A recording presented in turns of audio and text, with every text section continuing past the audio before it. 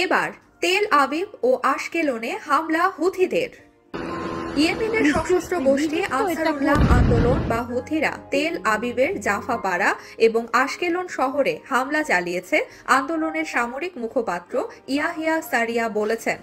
তিনি তার টেলিগ্রাম চ্যানেলে পোস্ট করা এক বিবৃতিতে বলেন, বিমান বাহিনী একটি সামরিক অভিযান পরিচালনা করেছে এবং অধিকৃত ফিলিস্তিনের দক্ষিণে জাফা এবং আশকেলনে ইসরায়েলি শত্রুর বেশ কয়েকটি সামরিক ও গুরুত্বপূর্ণ স্থাপনায় হামলা চালিয়েছে। সারিয়ার মতে, হুথি ড্রোন ইসরায়েলে সফলভাবে তাদের লক্ষ্যবস্তুতে আঘাত করেছে। ফিলিস্তিনিদের প্রতি সমর্থন জানিয়ে হুথি বিদ্রোহীদের আক্রমণের কারণে আন্তর্জাতিক শিপিং বাণিজ্যে বড় ধরনের প্রভাব পড়েছে। হামলার কারণে অনেক বাণিজ্যিক জাহাজই ইতিমধ্যে সুয়েজ খাল পরিবর্তন করে অন্য পথ ব্যবহার করা শুরু করেছে।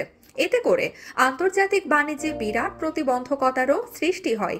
হুথির পদক্ষেপের প্রতিক্রিয়া হিসেবে মার্কিন কর্তৃপক্ষ একটি আন্তর্জাতিক জোট গঠনের ঘোষণা দেয় এবং লোহিত সাগরের নৌ চলাচলের স্বাধীনতা এবং জাহাজের সুরক্ষা নিশ্চিত করার জন্য প্রত্যাশিত প্রসপারিটি গার্ডিয়ান নামে একটি অপারেশনের প্রস্তুতির ঘোষণা দেয়।